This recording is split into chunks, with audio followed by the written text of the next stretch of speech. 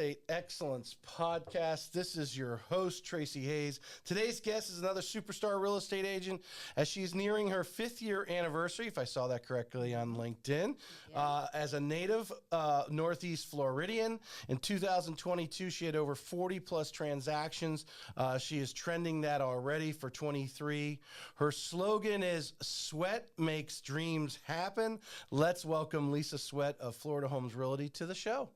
Thank you, Tracy. I'm so glad to be here. I'm excited. I'm as not let's see, has happened a lot of times. This is the first time I've actually met you face to face. Yes, and we're going to interact. So our conversation is very real. Nothing besides our little pre-show conversation, as we always have. And one of the reason why I started the podcast was to get to meet great people. And so I'm really happy you're here today.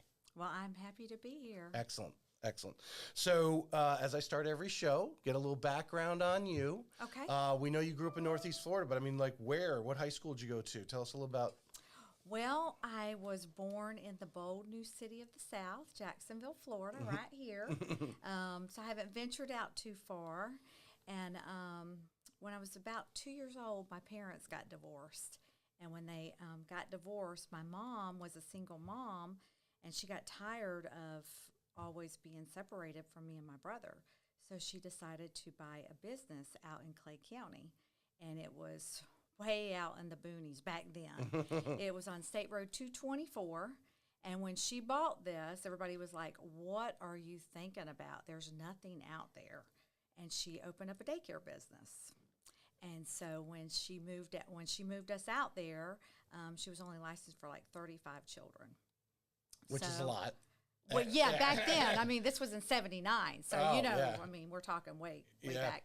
And it wasn't a dirt road back then. It was on a paved road.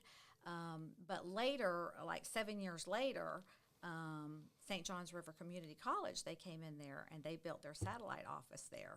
So it became College Drive, which became a busy road in Orange Park. Awesome. And so she grew her business from 35 children to 75 children, and then with the last edition, she grew it to 150 children. Wow. So, I grew up in Clay County. Yeah. Went Clay to school High there. No, not Clay. I went to Middleburg. Okay. Now, I didn't go to Clay. My daughter went to Clay, and she told me, she said, "You got to switch over." And I said, "No, I'm a Middleburg Bronco." And she's like, "No, you got to be a Blue Devil." So, yeah. Well, I officiate college. College. I was doing college, but I officiate the high school. I just do that now on Friday nights, and I love Middleburg High. Yes, don't you love it with the little cowbells we ring and the Pony Express? Great atmosphere there on a Friday night football game. The field is always kept. It's been a few years since I've been out there, but I do enjoy going to Middleburg for that atmosphere. Oh yeah, well the Blue Devils is great too because they have the little pitchforks and all that they do. And like I said, I had to kind of convert over when she went there. Mm-hmm. So I didn't venture up too far. I'm right here. So you grew up with a mom who was an entrepreneur. Right. Yes. And so, as you're going to Middleburg High, I mean, what kind of things were you thinking about? What kind of aspirations as a young person you thought you would take your career? Did you have any? Well, growing up with a strong, domineering mother like I had, we had to work. She was starting a small business, and so it was embedded in us. You get up and you work. We worked all the time. Even on the weekends, we were working, doing something.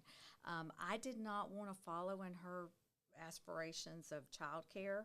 The children, I babysitted kids, but I was like, ugh, I don't want this full time.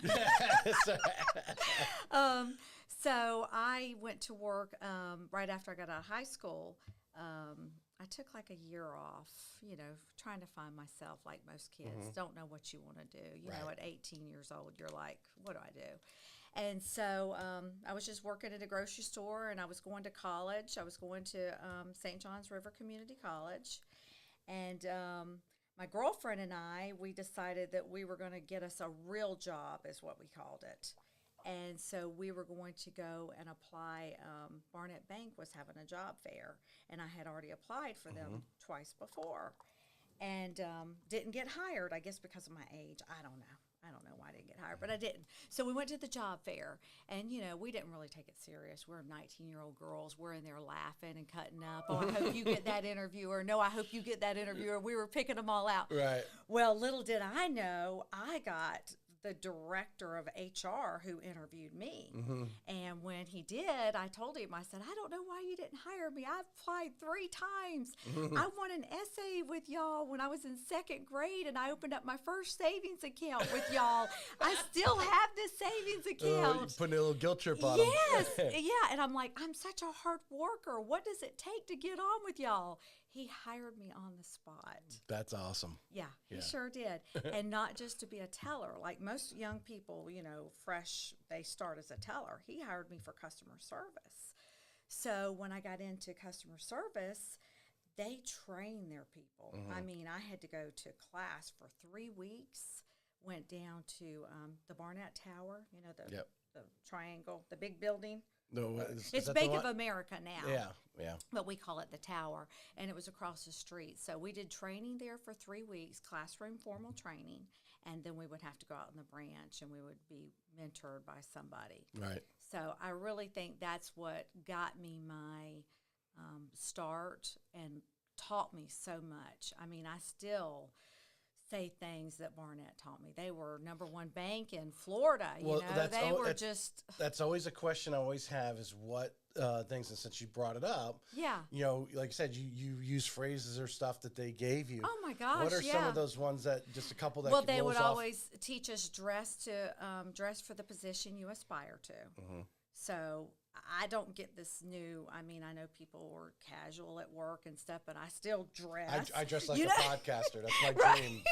Full-time podcasting. Exactly. Would be my ultimate dream. Yeah. Exactly. I mean, a lot of people wear shorts and comfortable, but to me, it was always dress to the position you aspire to. The sunset policy, which was if you got busy and you couldn't call somebody, you made sure you called them before the end of the night. Mm-hmm. It was just. They trained their people so well. They were so into education and into investing in people. Community service. We had to do community service. We didn't have a choice. If you wanted to keep your job there, you had to give back to the community. So, there's a handful of people that I've had on that have come through that corporate thing. Elaine Morgan, I was with Disney for a long time. Right. For I 10 years, hers. 10, 11, Mm-hmm. 10, 11 years or so. And, how important, especially, you're how old, right? 19 years old? I was 19 years old. Right. I wasn't even so everybody that I worked with, like when we would go out after work, they could get alcohol. I'm a 19-year-old kid. I couldn't drink alcohol. I remember being at the tower, and I got my first pay stub, and I opened it. And it was $500. And I was like, oh, I'm going to be rich. I was looking back, I'm like, geez, so innocent and just didn't really know. But to me, that was like, it was like hitting the jackpot, Well, the time you spent there in the formal training, going back to Elaine and Disney and others that have come up through, the corporate bank, which the banks are very, for the most part, very structured, especially when you're in the branches. Very structured. Yeah. I mean, we were taught, like I said, they were not cheap. I still to this day think they were the best company ever because they invested back in their people and they invested in technology. They always wanted us to have the best of everything. And, it was just a great experience. It was great for me to start. Stars debacle last year, right, exactly. So, I mean, I was devastated when they merged and changed over and got bought out like a lot of banks are going through right now. I mean, you're seeing that all over the place. All the little ones are getting gobbled up and the big ones are coming in. And so, as Barnett was bought out by Bank of America, right? It changed to Nations. Nations. That's right, when Nations I Bank. left. Okay. Yeah, I left because I had went out to have my first child, and when I came back, they told me nothing's changing except for the colors and all. Right. Oh, it had all changed. It was all different in there. Right. And people were so mad because they were coming in there and they had mailed them, they had changed their loan number, but they did not mail them new coupon books. So people were coming in to make their payments. Their payments weren't getting applied properly. So they were coming in and they were taking all their venom out on us. Right. And we're just the employees. We're the small fish. I didn't want the merger to happen either. I was happy with how it was. Right. And that's what Did it cause a little bit of turnover? A lot of people left. A lot of people left. Yeah. It was just a different culture. It was a different mindset. Everything was different. And so, I was granted another opportunity with another bank at Compass. And so I switched over to Compass and went over there and was the teller operations coordinator. Because Barnett had trained me to do both. I was a teller and I was customer service. And I literally learned the whole city of Jacksonville because back then we didn't have GPS. No. We had a map. They gave us a map and said, here, because I was on what they called the elite team. So we would travel the whole city. We were kind of like support staff when somebody was out on vacation or somebody was out training or doing something. Right. So we would just travel wherever we had to go. Right. And it was a great experience for me. I learned the whole city of Jacksonville without the GPS, way before the GPS. All right. So if I'm reading your LinkedIn correctly, you'll go right up to about 2018 doing some office management type positions. So I worked at Compass. I was there 6 years also. And then I decided I was like, I'm kind of tired of banking. A lot of people don't realize it, but the banks, we had sales goals. It was big into sales, and people don't know that. Yeah. People had no idea. We would work all day, and then we would stay at night, and we would make calls at night. We had to call people. We were given so many checking accounts we had to get, how many savings accounts, loans. CDs or whatever. Everything. Yeah. I mean, and every quarter it would start back over. And so with, children and all, it got to be a lot. And I said, I kind of want just an 8 to 5 job. So that's when I went into office management. And I went to work at a company called DGG Taser, which we sell the taser guns to law enforcement. Oh, okay, cool. Which was really cool. Yeah. And when my bosses hired me, I had no idea what I was getting myself into because I've never been around really guns and all this stuff, tactical gear and all this things like that. And so they said, well, we can train you on the product. We need someone that's good at customer service. Yeah. And so they said, but you do have to be tased to work here. Yeah, right. And I'm okay with it. I'm like, okay, well, I'll try anything once. Right. Okay, well, then they put me on the phone with all these cops that are calling in, big macho people, that got these big muscles and all, and they're telling me how painful this tasing thing is. And I'm like, okay, I'm going to reconsider this. I don't know about this anymore. I don't know if I can do this. So what were the police officers will call you in, or did they? Or I they had some mixed accounts, individuals, but also probably had entire. Oh no, we law were law officer. enforcement only. We were sole source distributor for Florida and Georgia. Okay. So the cops had to get their tasers through us. Right. So they were calling all day long. I was taking calls from Florida, from Georgia police officers. I learned all the counties in Florida and Georgia, all of them. And like I said, I was fine with the tasing until I got on the phone. And then I heard what they told me how bad it was. And my boss told me, he said, you cannot know what something is unless you experience it. You cannot sell a product unless you know what it does. And so finally I psyched myself up, and it was my 32nd birthday. And I came in and I said, I'm going to let y'all tase me today. And the guys got all excited. Oh, we get to tase her today, And because I was afraid of what I would say or do. A lot of people do some embarrassing things when they get tased. Oh, is that right? Yeah, you had never watched the videos? No. You didn't see the guy, don't tase me, bro. I seen guys I've seen people like get tased, but do like silly. I'm thinking like maybe they lose bodily. That's what I was afraid of happening to me, because if it's going to happen, it's going to happen to me. And so for the 32nd birthday, I let them tase me, and they videoed it. And I didn't do anything embarrassing. I just said, turn it off. And that was it. And just drop. I mean, you lose all sense of your body. Right. You know, it affects your legs muscles. just go out from it, yeah. Your legs just go out and you just drop. And you get up and you're like, wow, it can do that. I mean, you're just amazed that it can do that to you. Gives you a whole new respect for the product. All right, so you're doing this. What leads you to Sense Real Estate? What happens? Well, once again, another merger. Another merger. Okay, and mergers are hard on employees. I mean, you got to learn a brand new system. You got to still deal with the clients when you're going through all this, and driving.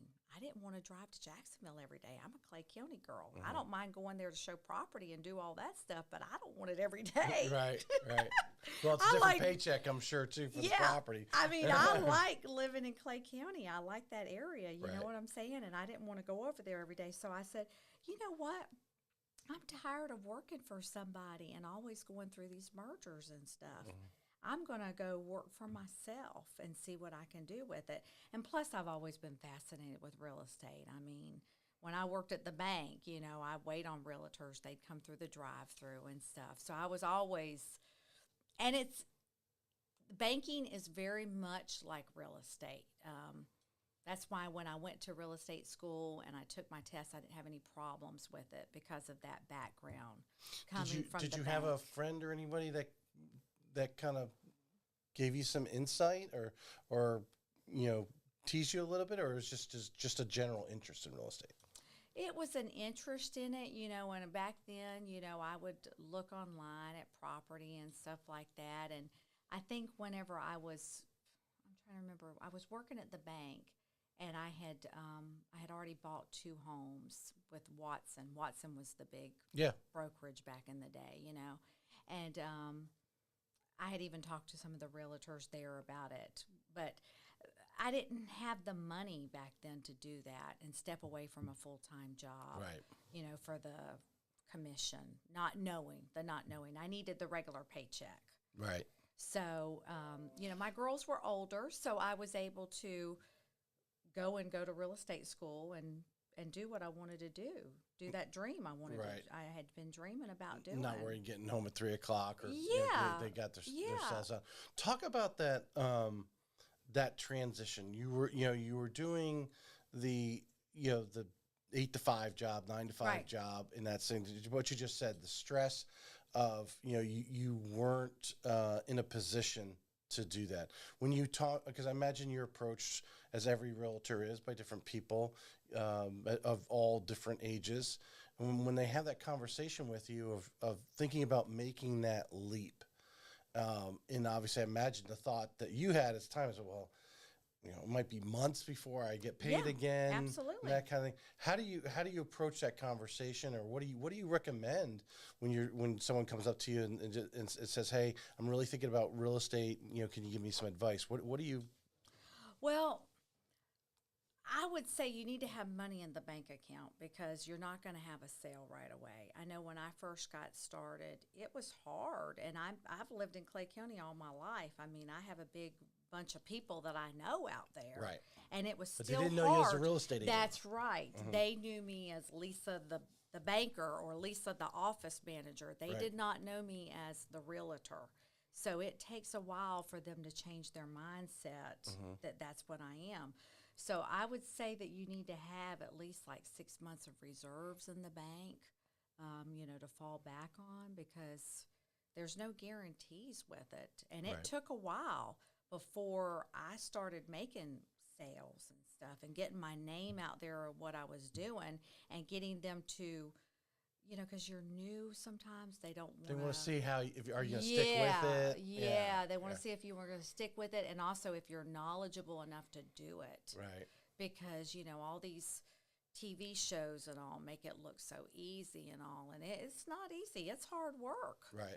You got to get out there and hustle. So I always like to spend a little segment on that, especially like that, from just before, pretty much licensing to that in that first year, because I think it's so important, because with the amount of real estate agents that fall out Yes, they do. They don't renew. 80% are pretty much gone before their first renewal. So that first 12, 13 months is really important. Or in this case, if you don't get a paycheck for 6 months, Right. you're talking from licensing for in 6 months. It could be an 8-month period there without anything going on. Based on your LinkedIn, you went right to Florida Homes. Is that where you actually started? I or- went to Florida Homes when I first started. My realtor that had sold me my house, that's where she was from. And so she had recruited me to come over there. And I started over there. And then when I was there, I didn't know you go and get your license, but they don't tell you what to do after you get your license. And so I watched all of James's videos. I was sitting around watching video after video. I was going to his classes, doing that, but I still didn't really know what to do. And I felt like kind of like a lost sheep out there. Like, where do I go? What do I do? And so I joined this team. And when I joined the team, I was their transaction coordinator. Because of my administrative background, they hired me to do that, which probably was the best thing for me looking back, because I learned how to run the whole transaction and put the system and everything and implement and you got paid every week. And I got paid, Yeah. right. I got paid while I was doing that. And so it was good. I wouldn't go back to a team after that. After I learned what went on, I felt like I had the knowledge to go out and be a solo agent. So I came back to Florida Homes. Okay, so you left Florida Homes as a brokerage to go join this team. The team. But that helped you ramp now, because at this point, had you even had your first sale while you were working as a I broker? had my own first sale, and it was my own property. Okay. See, I owned, I have my house, and then I had 2 acres to the side of me, and I sold it. And that was the only sale I ever had when I was with the broker, with the team. But then when I came back to Florida Homes, I was like on fire. I mean, because I knew what to do. You now got it. You actually saw people doing it. You knew what they were doing. Confidence, yes. You're seeing these things go on. You're seeing the contracts. You're getting more comfortable. Yes. Your confidence level, I imagine, went up. Absolutely. Right. Absolutely. Yeah, I knew exactly then. I knew from start to finish what to do. So if for young people out there, and you can give me your insight, because obviously you see it. I'm on the loan side. You're seeing it every day. Right. I'm just talking to you guys from what I understand. Everyone's always looking. There's always a position for a good transaction coordinator. Yes. Or assistant. Right. So, because assistant is the other position in the back office, so to Right. speak. That a young person, but in this case, you were in your 30s at this point when you did this transition. Oh, no, honey. I just turned 50 2 weeks ago. No. When you did you're in your 40s. I was in my 40s back 40s, then. Yeah, in yeah, your because I've been 40s in as it a 5 years. Yeah. So you spent some time as a transaction coordinator, which gave you a ramp up. So again, those listeners that are listening, or those who might be watching right now, another way to shorten that learning curve, because like you said, what your situation you were in, I think is, you hung on there long enough, or door opened, and you got the transaction coordinator, and that kept you in real estate. Where I think a lot of people would have been, I don't even know what to do next. I mean, You're right. They're out. You're right. They yeah. just go back that gave me the confidence, and I would shadow other agents on the team too and watch what they were doing. Listen to them talk. Listen to them. Or even when you asked them, Right. hey, what should we do with this situation? You talked through it, and now all of a sudden you were putting that as on your belt. Basically. Exactly. Yeah. Exactly. Yeah, it's really good for new agents. I mean, I recommend that for new agents to get started. And there's a lot of young people entering real estate, which you didn't see 20 or 30 years ago. We have a lot of recent college grads, or some people, again, didn't go to college, doesn't have any college degree because it's not required. Go get a transaction coordinator. Focus, if you got the customer service skills, which you had, and obviously experience, but a lot of these young people could really ramp up 19, 20, 21, and then become an agent, because now you've seen so much of the business. Because I think one thing that helps is understanding the business from a 30,000 foot level too. Oh Yeah. Absolutely. Yeah. Well, being a transaction coordinator, I still get agents now that call me. They're calling me and they're like, we don't know how to run the transaction. What do we do? And I say, give it to me. I'll run it for you. And I still run it for them Right. I know a lot of people say that takes away from me being out producing.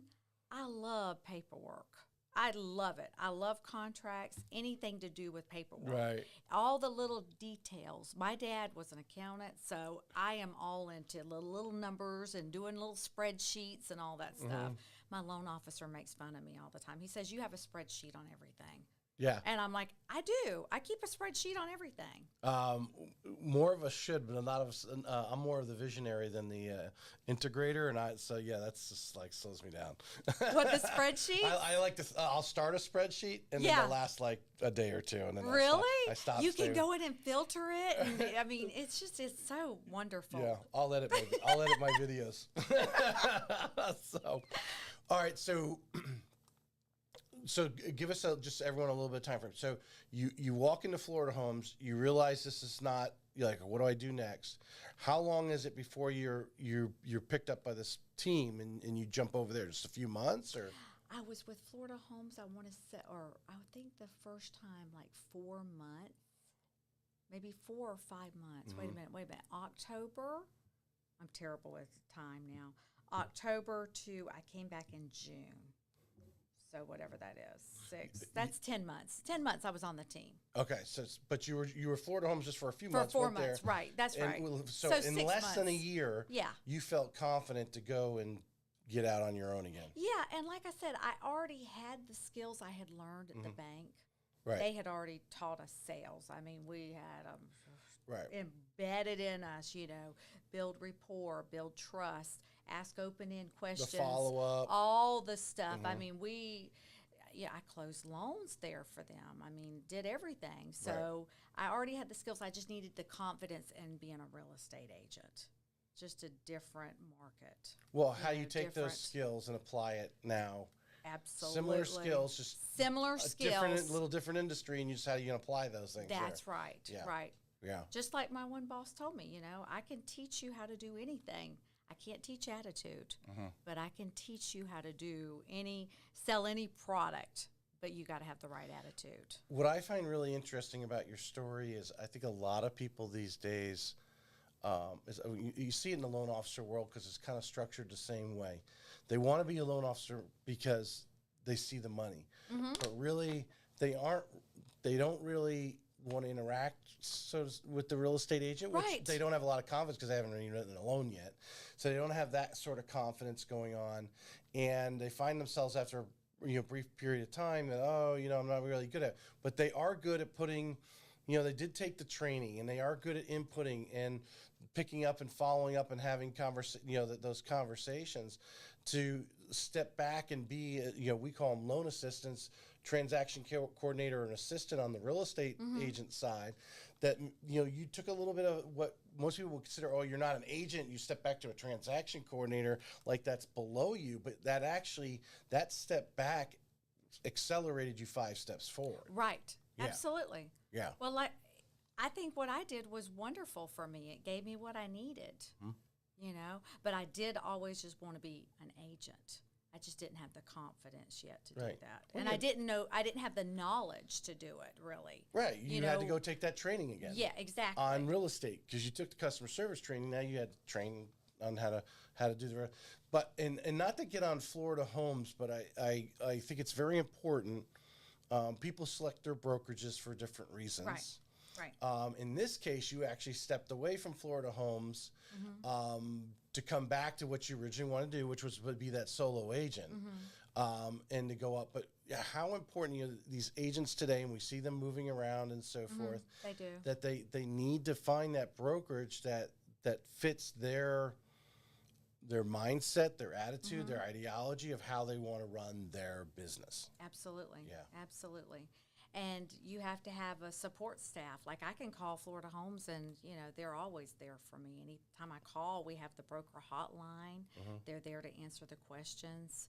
I had an incident right after I got my license, got in trouble with something I shouldn't have gotten myself into, but I can't sit by and let somebody be taken advantage of. That's just me. I'm a caring, loving person.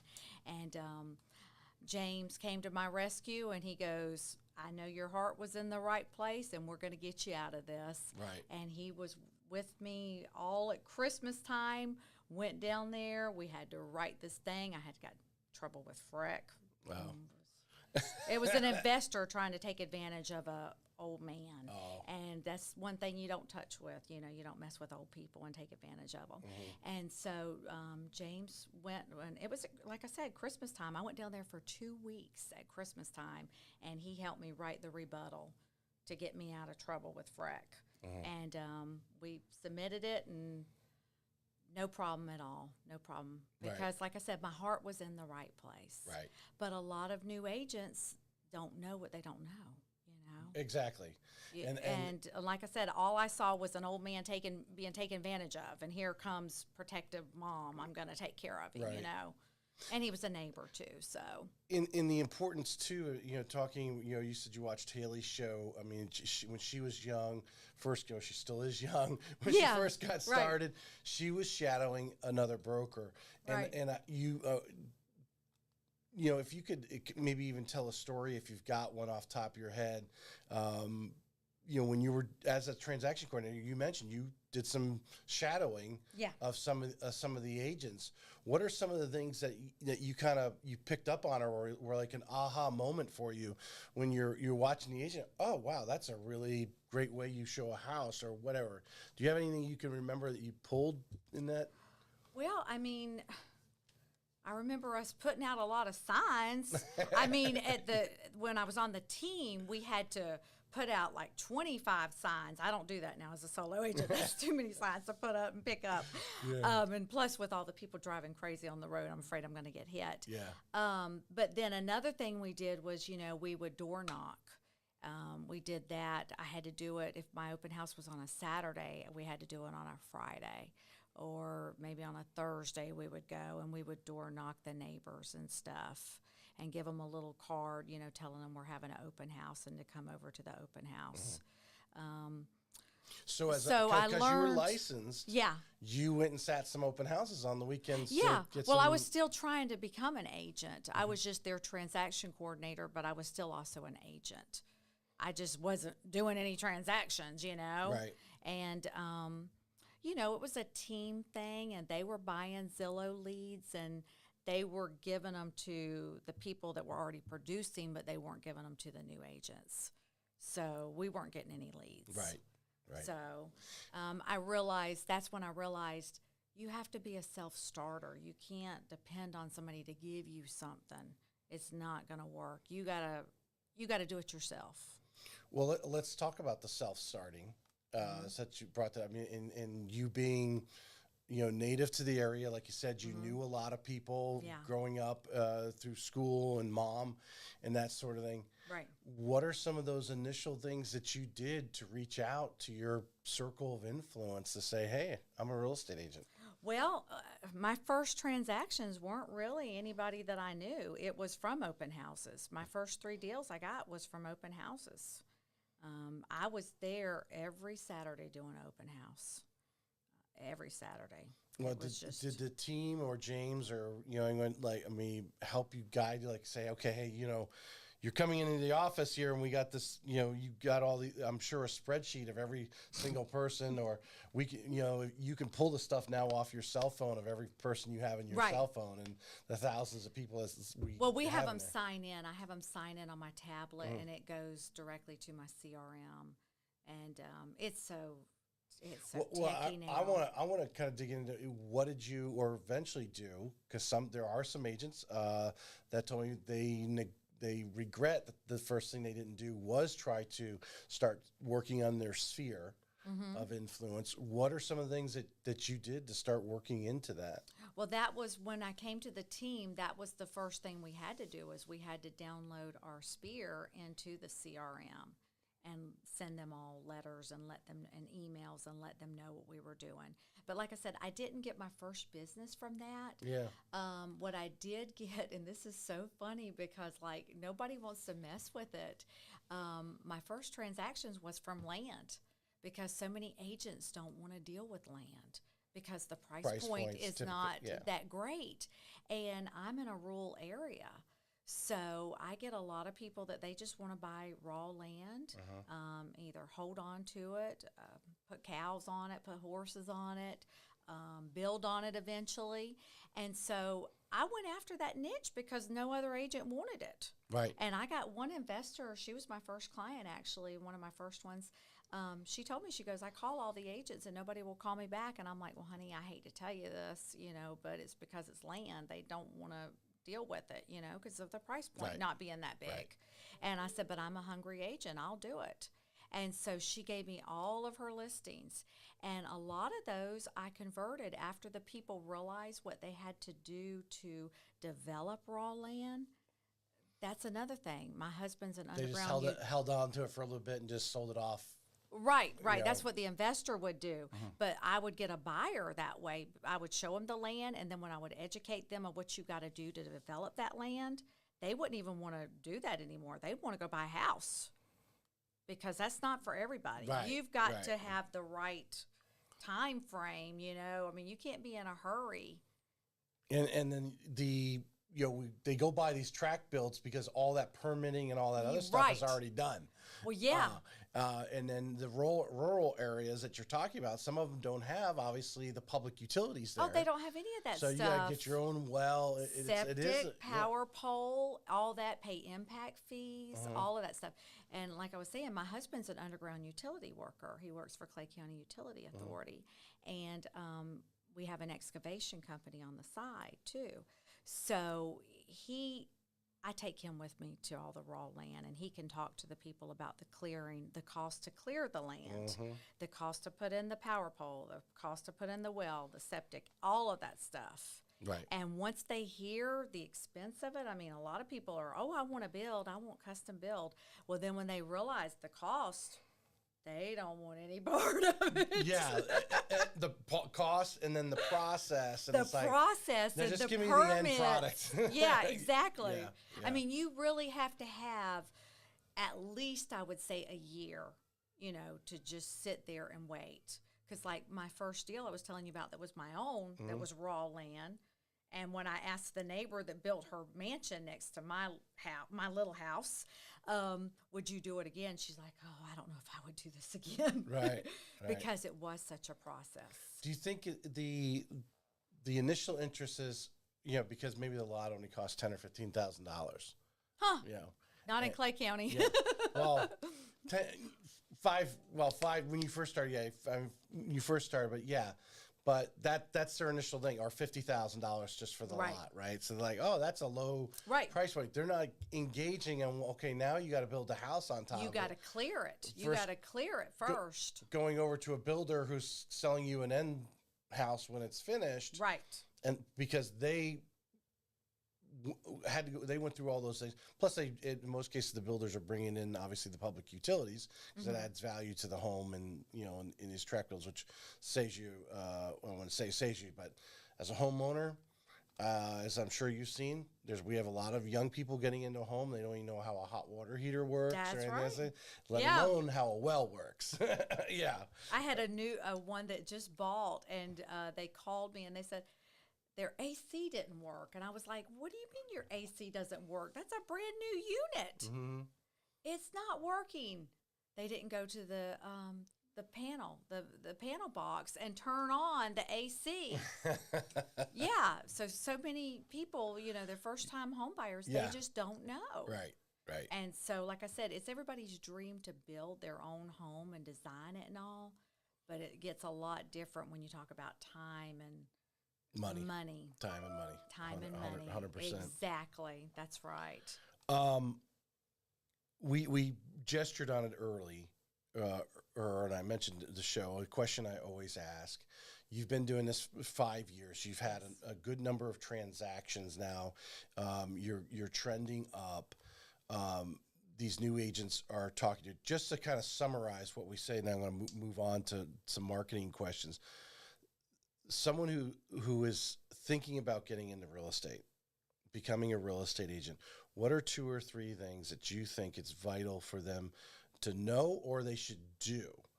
And I say do because I think they don't sit down with enough they should sit down with more than just one other real estate agent. They really need to sit down and get a different perspectives. What are a couple of things that you think is vital? I think they need to get a good mentorship going on with somebody. Like I have a girlfriend that her and I got our license about the same time. I was October, she was April. We call ourselves partners, even though we're not. We're both solo agents. But we bounce ideas off of each other constantly. And we have that. I mean, she called me on the way coming here.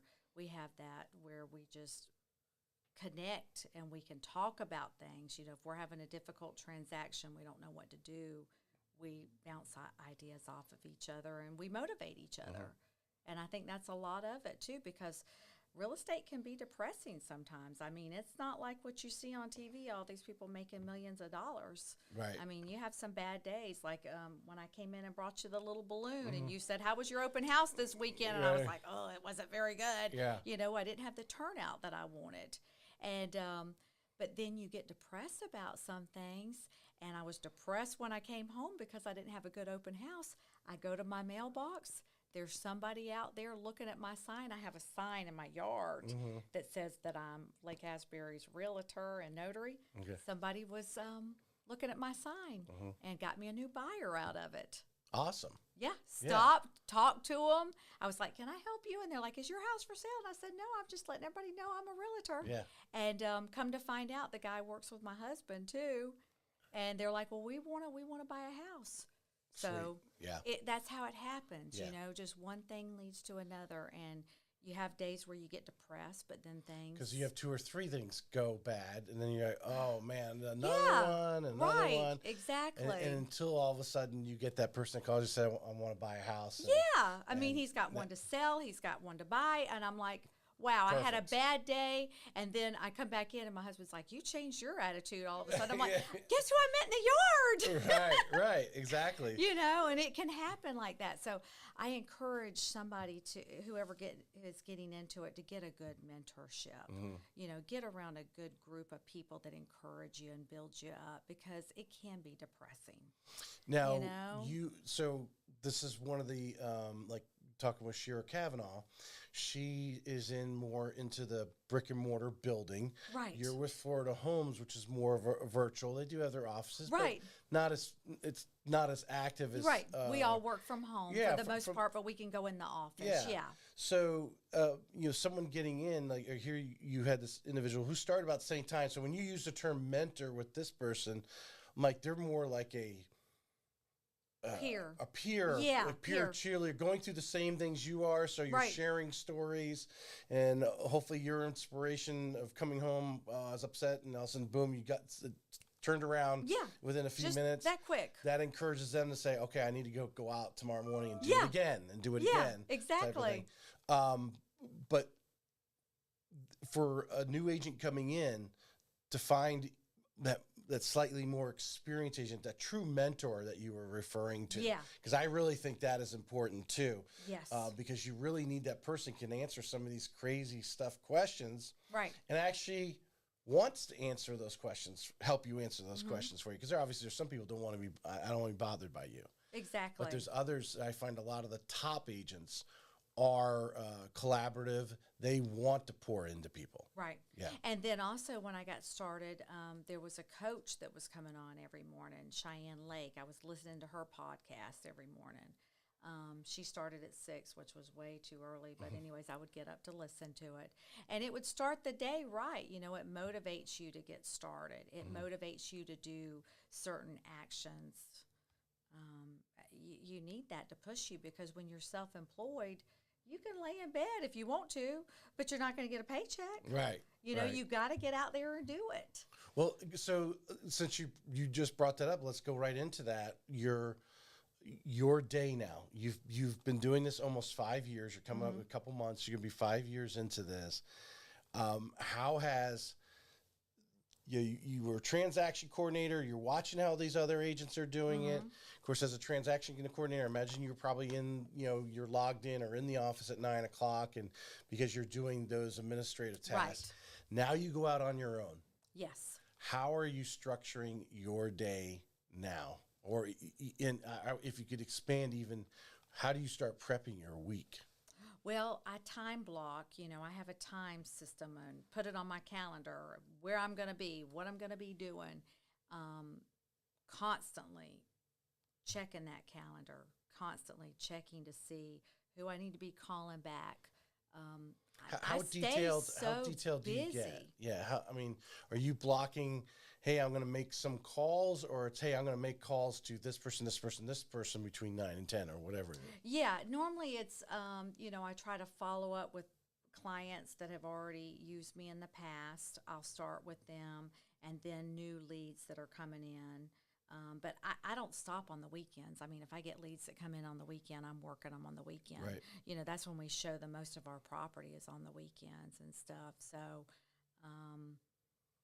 I just stay really busy. Mm-hmm. And then last year was so crazy. We were running around with buyers, and we would no more get back and writing an offer on a property, and there's 50 other offers in there at the same time. Yeah. And we were competing against all that, which was really tough. Because I'm like, I just got home and I'm writing the offer, and you've already got all these other offers. So it's changed. In the time blocking area, Mm-hmm. and I'm doing this because I keep kind of reiterating to my wife, who's with Florida Homes as well. Oh, she is? Okay, good. So I say you got to take some time. There's certain things as a person you need to take care of, or we've got a soon-to-be 10-year-old and a 13-year-old, and I tell her, okay, if that needs to be done and you need to be there, or you want to be there, Mm-hmm. then you have to just put it on your schedule. Mm-hmm. And if someone calls the day before and says, hey, I want to do something at 3 o'clock, you just got to say, hey, I got another appointment at that time. Yeah. Can we do it after or do it earlier or whatever it might be? But how important is you got to, you can't just be sitting there waiting for the phone to ring. Right. No, you can't. You have to go get your chores done and that sort of thing. Do you build some of your personal stuff in to that time block so you're getting that done at the same time? So at the end of the day, you're not going or go weeks without going, oh, I've been wanting to do this, or I needed to get this done, but I've been so busy for the last couple of weeks. You just keep pushing it off. Do you build your personal stuff into your calendar? Yeah, I do. I mean, I have the luxury now of doing that because, I've worked in corporate America forever, to where I never had that before, to where I was always working for somebody. So now, if, my dad's elderly, my mom's elderly, and so I have to take care of them and do things for them. Mm-hmm. And I have that flexibility now to where I can do that. But then I'll stay on the computer late at night looking up property for somebody, which I'm and sure you did Saturday with this gentleman. Honey, I was so happy about that. That was just wonderful. Yeah, like I say, you have those down moments, but then you have the up moments too. So that's the good thing about real estate, Yeah. Well, you're taking the time. Dad's got an appointment, and you need to get him there, or whatever it is, and you're blocking that off and instruction. And you're at the end of the day, a lot of times we don't have enough to schedule us 9 to 5. Right. I mean, exactly. You schedule it 9 to 12 or 1 o'clock, and then it's the afternoon. You have that flex to pick up that guy who called at 10 o'clock in the morning and say, I want to go look at properties. Now you've done your chores. Now it's 1 o'clock. I've got the afternoon. Now I'm in there looking for properties for this gentleman. You're not stopping what you're doing and getting distracted, and time blocking is what the terminology, but how everyone actually defines that, I'm sure, is a little bit different. Marketing. Mm-hmm. One of the great things I've found, and obviously, again, talking or watching other podcasts and other people in all different industries, finding your niche, what you enjoy doing. You mentioned door knocking. I don't know if you enjoyed the door knocking or not. Well, door knocking, a lot of people have big dogs. And so the big dogs would come to the door, and I would see these teeth. And so I was, oh my goodness, I don't know about this. So what did you find, or what have you discovered in almost 5 years of doing this is kind of like your sweet spot of marketing, something you like to do, and which obviously produces for you? Since I'm a child from the 70s, I'm not real techie. I will tell you that. I'm not real good on I'm good at doing the transaction stuff, but like the social media stuff, because I was always taught, don't put your business on the streets. So I don't really think that's my strong area. I think my strong area is this one-on-one with people and building rapport with people. And that's what my best strength is. Okay. I had to say. So I'm going to go one step deeper in that. How do you create those situations then for yourself? Well, a lot of my business is now getting to be, because I have been in it for 5 years, it's the snowball effect. It's the Warren Buffett snowball effect. Now, you got people referring you business. They see my sign and they'll call me. Listings is wonderful to have because neighbors call you. It just, that's how it works. Listings are like going out and setting a bunch of traps. Yeah. And then sitting back and waiting to see what comes into them. So whether it's a buyer who's not represented, might not might not be interested in that house, but now you have them to go look at others. Right. So what I'm gathering is you're doing regular calls or some sort of contact with every past client, whether you did a deal with them or not, because you don't know when someone's life changes. Right, life changes all the time. Type of thing. Are you doing anything? When you do an open house, are you taking what the team that you worked at? Are you knocking so many doors to the left and right? What are some of those things that you do to leverage an open house to get the most out of it? Yeah, I still do the door knocking, or if nobody's showing up, I'll just go stand outside, and when people are going by, wave to them. Right. And they'll normally stop and talk to you. I mean, they want to look at the house. Or they're walking their dog or whatever. Walking the dog, yeah. The one I'm doing now, the 55-plus community, those people are real tight-knit. They love that stuff. When somebody new the day I was putting my sign out, 3 people came over there. I was just outside putting out the sign. Yeah. Right when I'm putting it out, they run up to you. They're like little magnets and want to know what's going on, Why is she moving? How much she want for the house? That kind of stuff. So, yeah, that's how I'm getting most of my people now, is just from my previous listings and previous customers. You mentioned the neighborhood you lived in, and you have your sign. I have my sign out. Yeah. Wasn't that ingenious? Yeah. I said, sorry, Jacksonville people, but I was tired of them using Jacksonville realtors because real estate is so that area. You really have to know your market. And so I said, I got to let these people out here know that I'm a realtor, what I do. So I put that sign out there, but it looks like a real estate sign. It doesn't say for sale. It just says Lake Asbury Realtor on it and notary, because I'm a notary also. And so many people have called about that sign. I had one lady arguing with me, telling me that it was false advertisement, that I was going to sell my house. And I said, honey, it don't say for sale anywhere on that sign. And I had another agent, she reached out to me, and she thought it was for sale. And she said, Lisa, are you selling your house? And I'm like, no, ma'am. I don't want to ever say the word never, because I will never say never. But I love my home. I don't want to move. Right. And so it's gotten a lot of attention that way. Give me your thought, your ideology on the community, because I truly believe there are some agents who are really working a community. They're doing a monthly marketing report, market report or whatever type of thing. You've got your sign in the yard. Yes, I do. To be known as the realtor in that neighborhood. And I'm the notary. I notarize for all of them in there now. They all come to me, and I can't tell you the business. Do you charge them? Oh, yeah. Okay. I charge them for my notary. And I do weddings now, too. Oh. Yeah. That just started like last year because I had went and did some notary work for a lady. Maybe it's 2 years ago. Like I said, I'm terrible with time.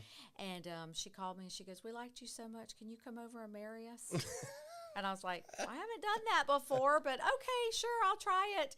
And so now And I've gotten business that way too. People will call me afterwards about that. Well, I know some agents have the attitude they need a greater geographic area. Yeah. Which Northeast Florida is pretty big. You start going all the way up to Fernandina down Right. to, I think you start to push into Palm Coast. Right. That's a huge, and then It's west a huge area. out to Stark, really, from that standpoint. And I've sold out in Stark too. I go out there. But as we mentioned pre-show, I noticed a lot of your sales in certain, a certain zip code. Yeah. How important is it, or let's say how important it is, but how has it changed your business to kind of like really focus in on your own personal neighborhood? Mm-hmm. But I imagine you've probably got some other neighboring neighborhoods too that Right. you're actually working, that you don't actually have to go too far and do pretty good within a short radius of your own home. Yeah, I try to keep it, like I say, to Clay County because I know that area, like really know that area since I've been there since '79. And then, of course, I'll go to Duval. I'll go to Stark and Putnam County. I have learned, this is one of the things new realtors should learn. If you've got to go too far, refer it out. Don't do it. I mean, you're doing your client an injustice. You don't know that area. Like, I think I went down one time to Ormond Beach. I don't know Ormond Beach. You know, that was too far for me to go. Right. I spent more gas and headache going down there. It wasn't even worth it for me. So I've learned the ones that are like that, I just refer them out. I don't even take them anymore. Right. I'd rather, there's enough business where I'm at to stay where I'm at. And hopefully you'll get it reciprocated. I mean, Right. you might have made a few extra dollars if you actually did the entire transaction, but the time and energy of you being away from your home turf Right, exactly. probably cost you a sale. And then hopefully that Ormond Beach person thinks of you when they get a call from, Exactly. And to get on that subject is, agents treating each other right and reciprocating and all. And, we were taught at Barnett, your customer is not just your customer in front of you. It's your external customers. It's the employees you work with. Yes. So always be nice to the other agent because I'm going to say it again. That is just, to me, a no-brainer. I mean, I don't ever want another agent to say, I did a transaction with Lisa and she was terrible. Right. I always try to treat everybody like I would want to be treated. Patty Ketchum, I consider her Mrs. Real Estate. I love me some Patty. She said, I was going back into her video, and that's like a year and a half old now, but I was going back and cutting some reels out, and the one I caught is she talks about she had neglected to go to her board early in her career, and it wasn't until she was like 8 or 9 years, 10 years into her real estate career, someone actually reached out because she was doing trainings and said, hey, you want to get more involved. She regrets not getting more involved because she says at the end, if you go on my YouTube shorts thing, the end of her reel, it's not the buyers and sellers that'll make or break your business. It's the other real estate agents. Absolutely. Yeah. Absolutely. And I saw that a lot last year when, the sellers were in control, when they had the market. The listing agents were, I felt, taking advantage of the buyer's agents. And I just never want to be like that. I want it to be a good transaction for us and both of us to walk away happy. Right. Because our end goal is to get the people to get the seller sold and the buyer in their new home. Tell me, this is a question I've been asking here recently because I've just going through and researching real estate, videos and the short form videos and so forth.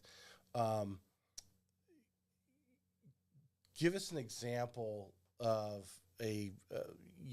one of those situations when you have a realtor on the other side, because I don't think a lot of times, obviously a buyer or seller listening, or maybe someone who's just a real estate agent doesn't even realize they're even doing this. But what is a situation where, and you don't have to mention names, obviously, where you had I can't.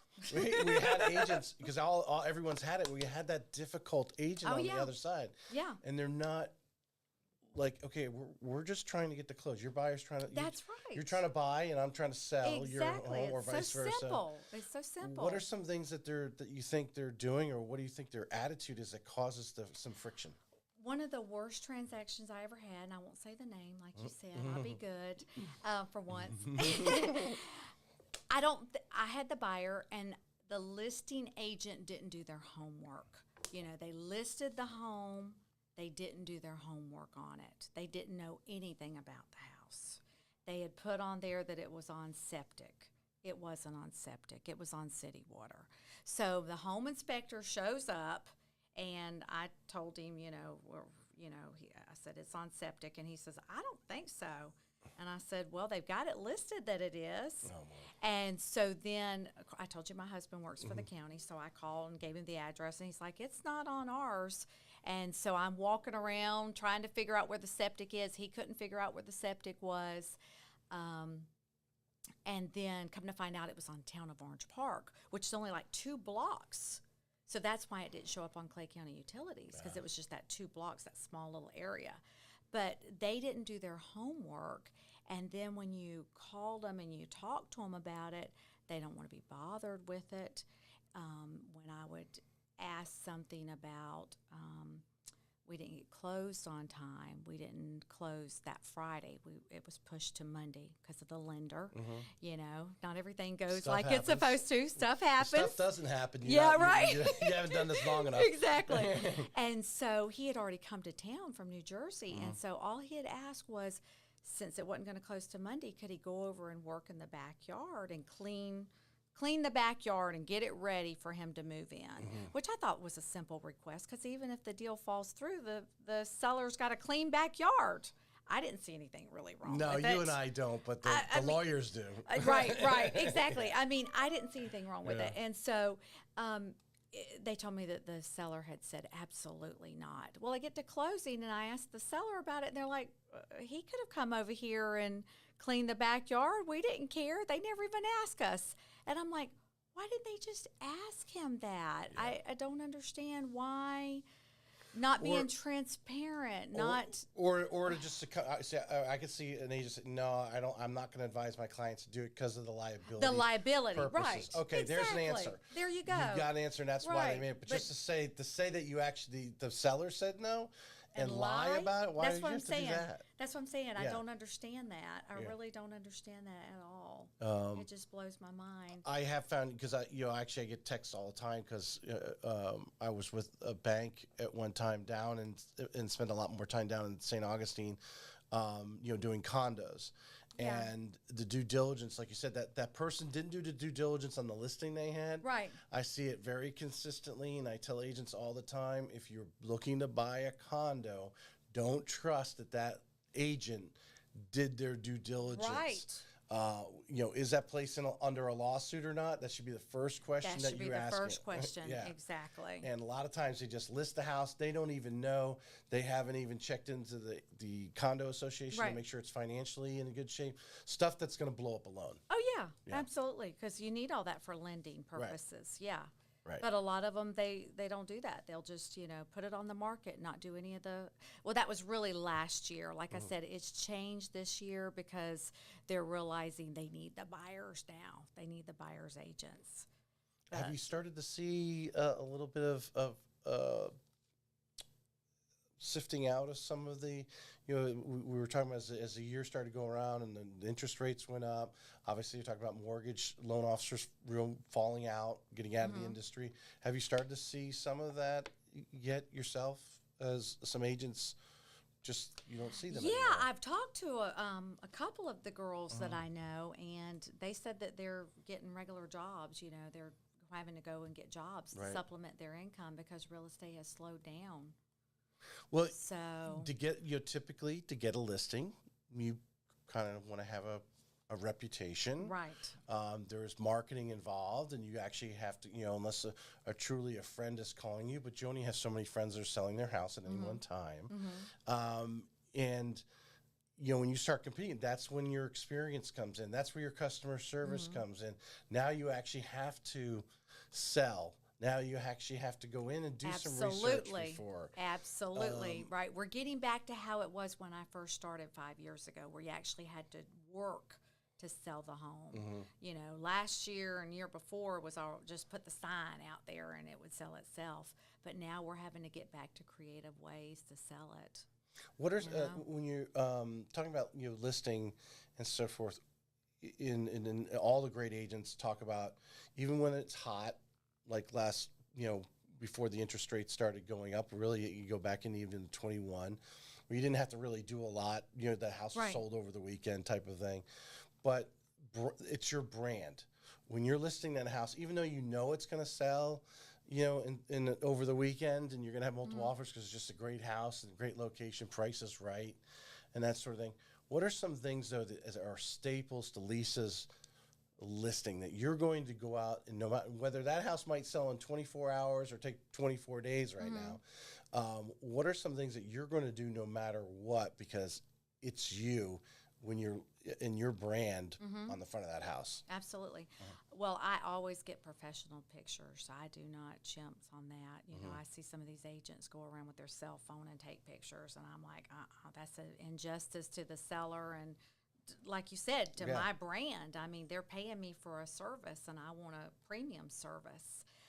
So the professional pictures, I have it set up real pretty inside. I always go and put like a little bucket with all these little giveaways and stuff in it, water and I don't know, little treats and stuff, and advertise the house. And of course, my keychains out there, my pins are out there, the forms for people to fill out when they're walking around the house, telling me what they think of the house.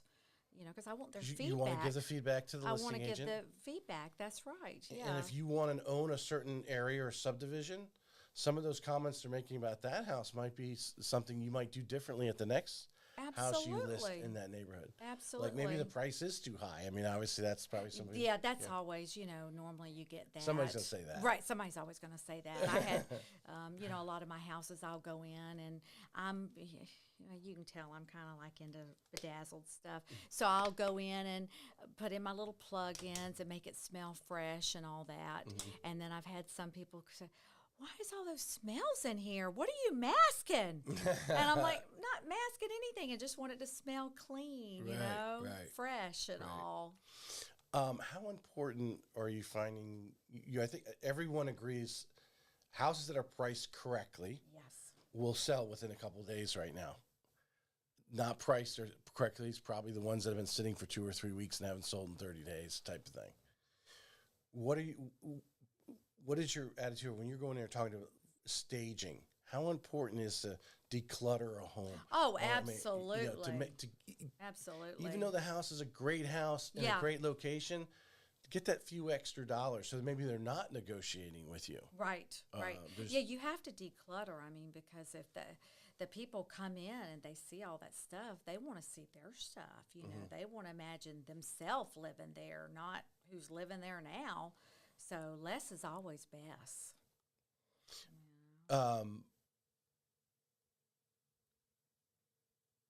How many? I think marketing and all this kind of stuff we've been talking about is all marketing. When you list the house, you're marketing yourself and so forth. Is there anything you've done in 5 years, which I imagine there's not, there's got to be more than one. So this is an easy question. What is something that you did that you're like, yeah, I tried that. I would never do that again. Oh, goodness. I'm trying to think. What on a listing or just anything? Anything having to do with marketing. What kind of marketing campaign? Did you send postcards out and like that didn't work? Well, I've been told about postcards. I don't send out a lot of postcards. I was told when I was on the team that you have to do it consistently to get anything out of it. So like I have done the just sold or just listed postcards before, but I have never done it consistently. So that's what I was told, that you have to do it like all the time, over and over. Like if you get one area that you're farming, you've got to do it consistently. Yeah. You can't just do it once. You can't just do it the once. You made me think of Patty again in the story she tells about her mom getting the card in the neighborhood, whatever, quarterly or for years. And Patty talks about, she said her father had passed away, and mom calls her over. And of course, Patty's been in real estate for whatever amount of years. Yeah. Her husband's an appraiser. And Right. her mom goes, hey, when it's, the time, I want you to call the real estate agent that's in your father's desk back. And literally she pulled out a stack of the postcards. Yeah. And her mom perceived this person to be the expert for that subdivision. area. Even though Patty only lived 5 minutes away. Right. But that neighborhood was that real estate agent, and her mom. Yeah. It was that strong because she obviously this person consistently. Exactly. Did it. That's it. That's Consistently, you gotta have consistency in it. So that's why I haven't really done the postcards that much, because I'm kind of all over the place, to be honest with you. You know. Well, you are busy doing what you're doing, and that's you found a niche. If you're trying to find something right now, postcarding your neighborhood consistently once a month or once a quarter, I don't think anyone throws away, or at least they stop and look. I used to get them in our neighborhood. We don't have anybody for actually farming my neighborhood right now. That consistent postcard said, hey, these homes sold in the last month, and for this price point, everybody will stop and they want to see what they want to see. Yeah. Yeah. Well, I had just went to the MMT class that was presented at NEFAR, and the lady there that presented it, she lives in the Orange Park Country Club, and she farms that area, and showed us like how to pull all that information and get all that data. And I thought, that's great. I need to start doing that. So my mind's always thinking about all these things I need to be doing. I have a vision. I have a videographer. I really actually wanted to do it here when I first got here, because we have some smaller rooms. It's actually just paint the wall green, because you can get that chrome green thing, and actually set it up so agents could just pop in, do their market report. You could put this the sign of the neighbor, whatever you want to put on that green screen behind them, the pictures, and let them do their market report. 5-10 minutes. Boom, you got your video once a month and go on. Because, there are some agents doing it and they're having good success at it. But it's one of those things. You have to commit to it that you're going to consistently. You don't do it 2 months in a row and go, oh, I haven't got a deal yet. That's right. Yeah. Yeah, you have to be consistent with anything. Well, you mentioned NEFAR. So one of my final questions here, education. Yes. How important is it to regularly and even, especially if you're scheduling, whether you're scheduling it weekly or monthly, to attend some sort of training, whether it's being put on by a lender or NEFAR or a title company, how important it is to go to those things? Oh, absolutely. You have to go to them. You have to stay abreast of what's going on with current stuff. I mean, everything changes. I mean, we had to read the Who Moved My Cheese, it's constantly changing. Real estate is changing so much. I think about when I bought my first home in the 90s. Used to, you call the realtor, and the realtor had to show up and let you in, and you didn't know what the house looked like till you got in. Right. Now you go on Zillow and you look at the pictures before you get there and decide if you want to go. Right. So it changes. So it's even changed the 5 years I've been in. So you have to stay updated and current with things. Would you agree with it? I feel a lot of agents neglect the actual, okay, there's the actual education piece of it, but the fact that you're in the room with other real estate agents that you may not know yet, and that you take some time where it's, a break or whatever to actually introduce yourselves, because you don't know who's going to be on the other side of that next transaction. That's right. Yeah. Well, I've met a lot of people that I still talk with that way. One of the ladies, when I went to GRI, her and I formed a friendship, and she had just moved here from North Carolina, and she's a broker down here, and she was new to the area. So it's so important to network and get to know other people when you go to this, because, I always say I might not be the smartest one in the room, but I can learn from somebody and take away something from it. Right. Even just to especially if someone's working in the same area, or you get a listing maybe in an area that they're busy in, or maybe in their subdivision that they're just starting to call you to do it, to be able to call that person and say, hey, do you have some people on your short list that are looking in there, because that's the area they work in. Right. And it just starts, I think, the power of the fact that you thought of them and you make the phone call and you say, hey, I know you work that subdivision my That's wife's your area. My wife's working one now. My sister-in-law's selling her mother-in-law's house, and so obviously my wife's listing it. That when it's ready, the first thing she's gonna do is make those phone calls to those people she knows that works that subdivision, Absolutely. and say, "Hey, you got people on your short list that are looking for that." Absolutely. That style out. One of the ladies that I met from going to the NEFAR, she got out of the business and went to work for a builder. So she couldn't do general practice anymore. And so she called me. She had somebody that was looking to sell in Clay County. And she said, I know that's your area. And she referred it over to me. Bam. So like I said, it's always just treating others right. And that's what I don't understand about some of the transactions we do, the animosity, the back and forth, and it doesn't have to be like that, So this person has said this. I apologize. I'm trying to remember who said it exactly, and they might not have been the only person that said it. But to remember, I know. I think it was Susan Hansen might have said this with Eagles World Realty. To understand, you're actually working together. Yes. You have a buyer, they have a seller, or vice versa, and your goal is to get to that closing. Yeah. So what's easy. It's not that they're not going to buy and they're not going to sell. It's like, okay, we need to work this so everybody comes together and we get to the closing table. Maybe they didn't get as much as they wanted. Maybe they paid a little bit more than they wanted to, but bottom line is after they sign that document and they get their check and they get their keys, they don't care. They don't care. Exactly. Yeah. And it's so much easier to try to work through a problem than kill the deal. That's the way I look at it. I always try to work to save that deal instead of just kill it.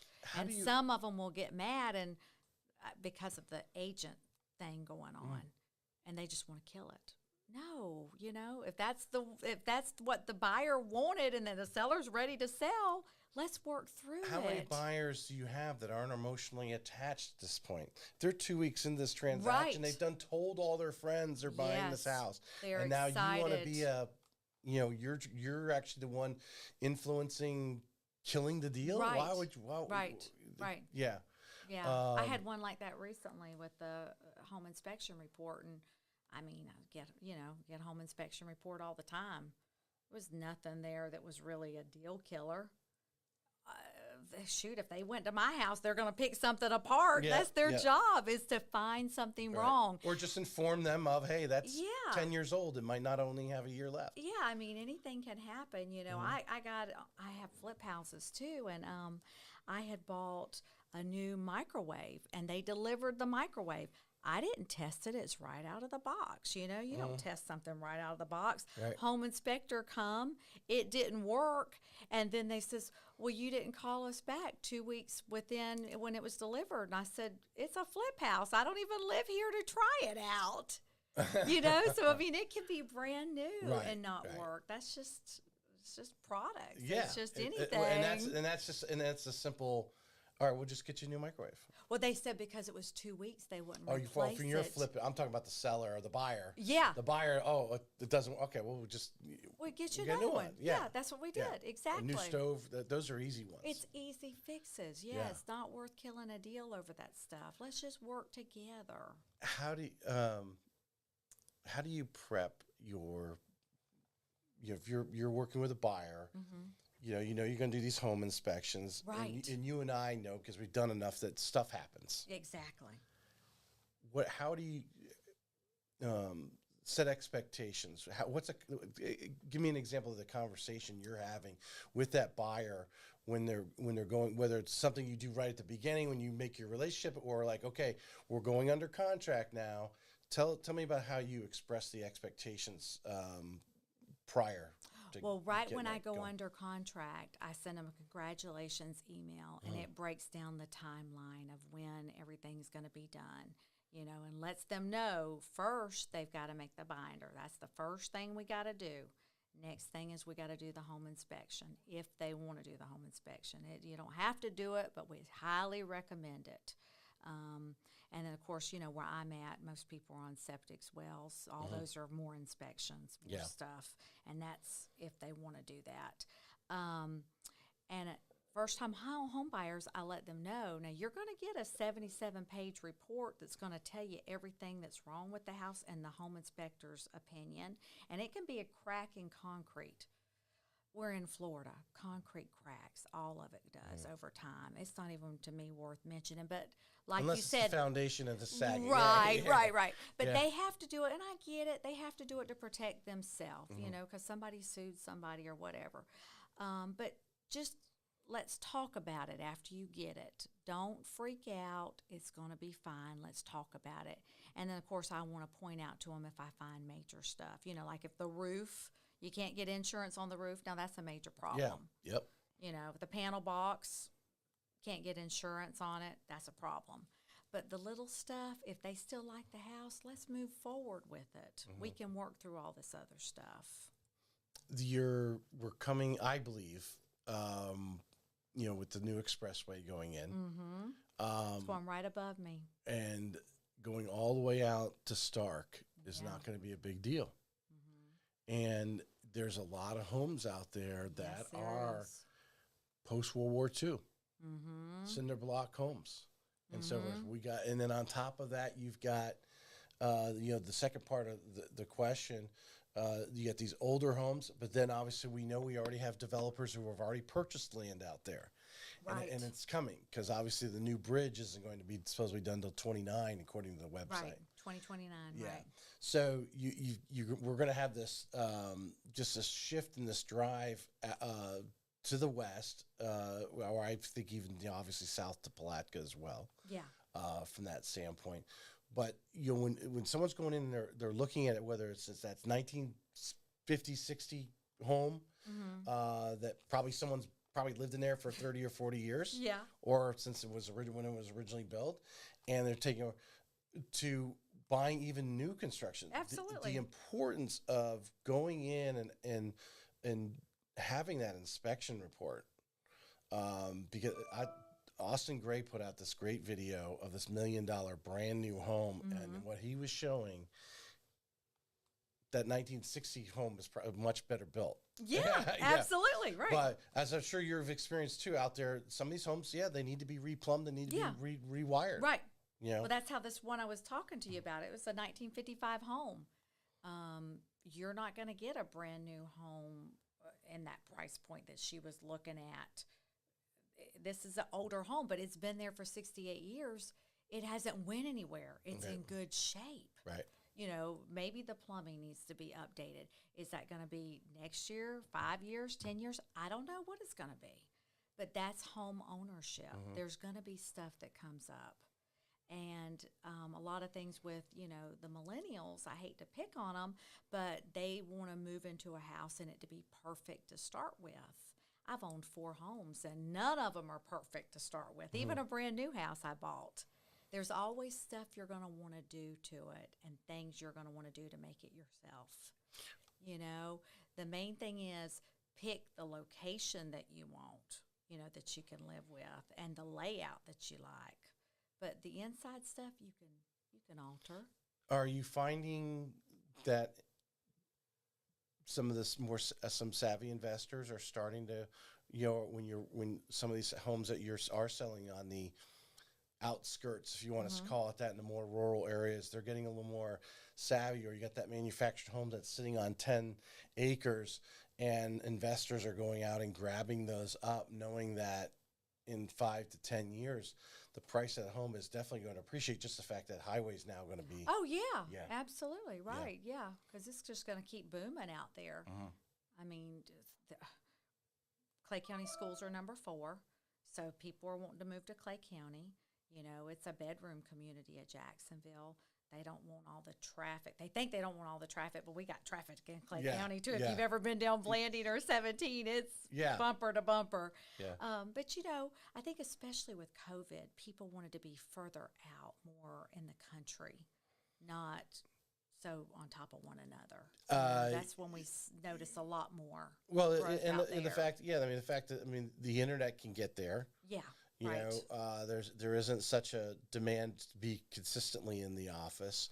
Although I do feel we have a nation, we've taken a step back because we allowed too many people to work from home that had no experience. They're being hired. They haven't even met anyone at the office or the company they're working at. It's all been virtual. Yeah. And now there are obviously some skilled people, but for the most part, a good portion of the population actually needs to come into office a period of time. Absolutely, right. I believe that Yeah. so much because, like, people did get spoiled. They don't want to go back to the office. They want to work from home. And some jobs you can't. You still got to show up. I mean, you've got to be there. Yeah, you might see somebody on a webinar. I mean, we do a lot of webinars, national company, we have a lot of trainings and so forth.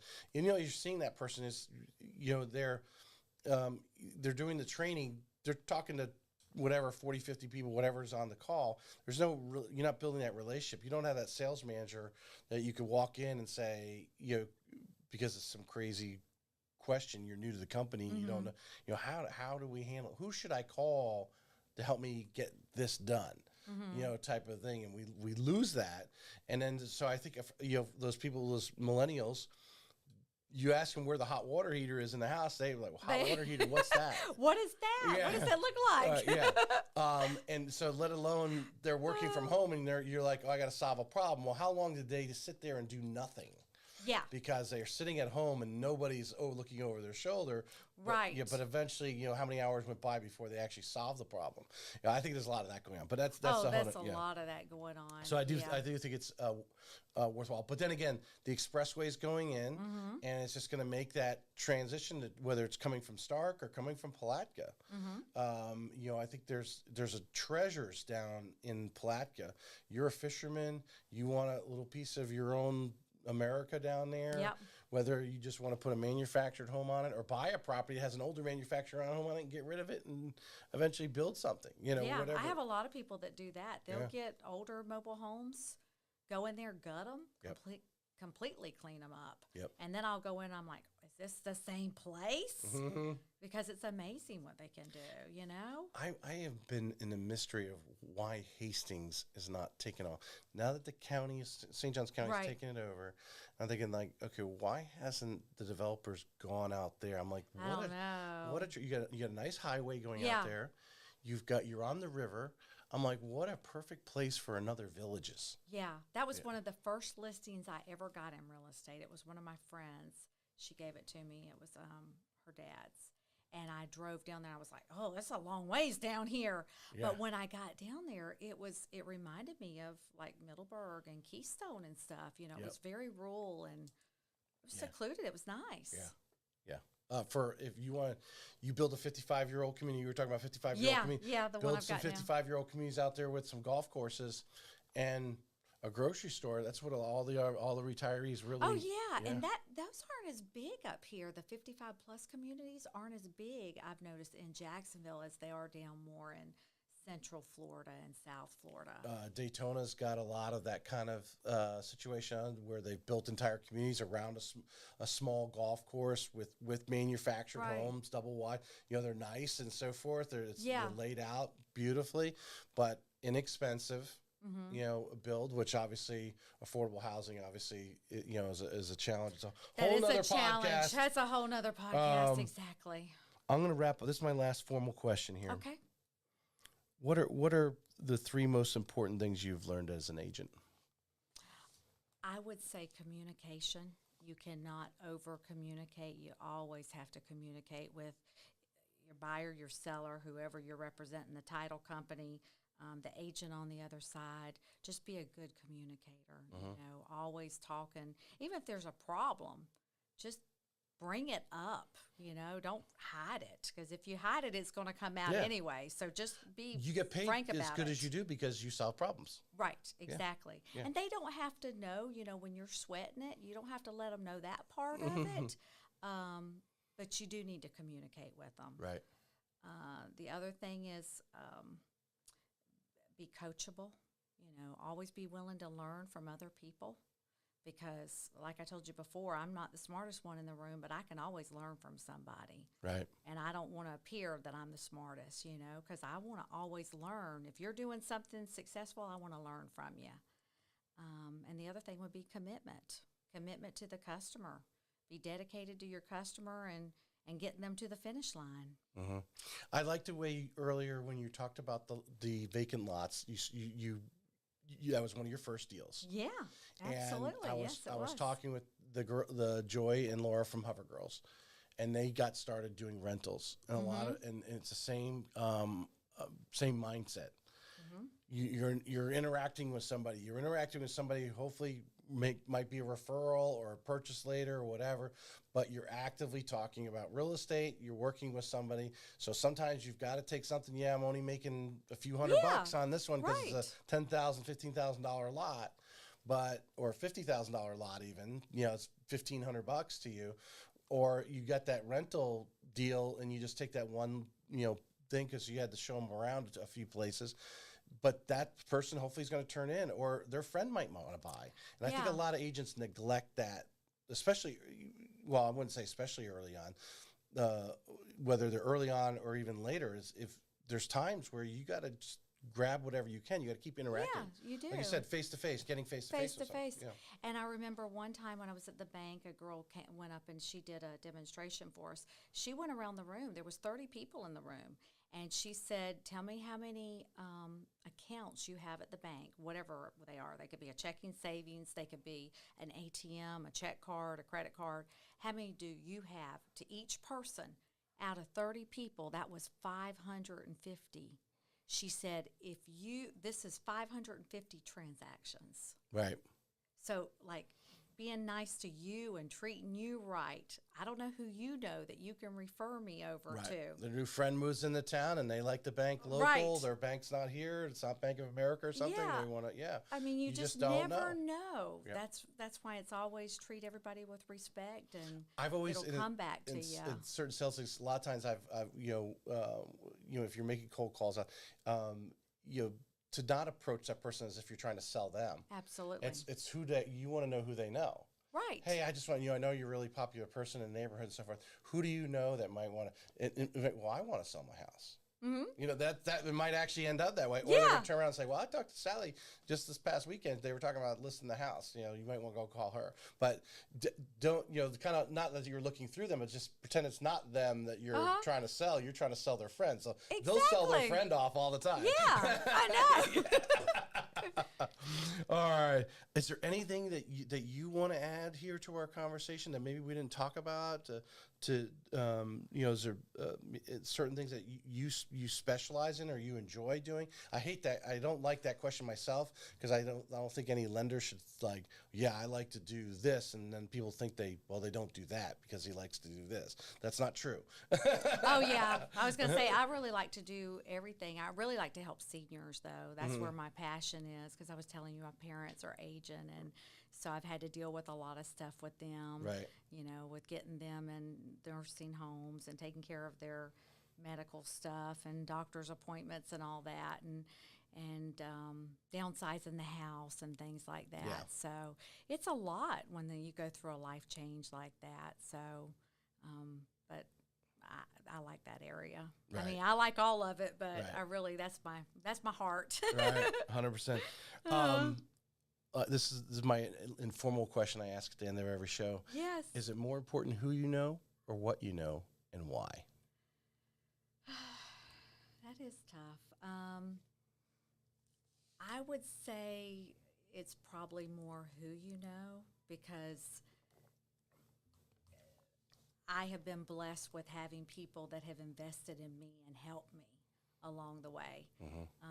I can learn anything. I can go to Google. I can learn about anything, but it's to me, it's more who you know. Or if you're hungry and you see this, but you're asking what they do a lot, that they'll tell you what you need to learn. Right.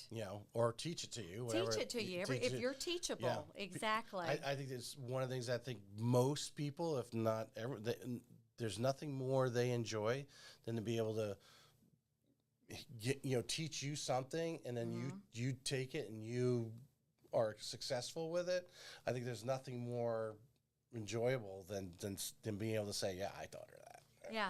And see, that's what I'm trying to do now, because I'm getting more comfortable with real estate and I've been in it a while. I'm trying to give back to other agents and teach them. 100%. Lisa, I appreciate you coming on. Thank you. I enjoyed it. It was a lot of fun. Yeah, your information will be in the show notes here. I'm going to go to this last shot here. Of both of us here together. Your information will be in the show notes. Okay. This will see what's today, Monday. This will go out on Apple on Thursday. This video, obviously, that we did live, the edited video will go on YouTube, by Thursday as well, and you'll start seeing your reels on Instagram and YouTube Shorts and stuff. So obviously, I'll tag you on there so you know they're there.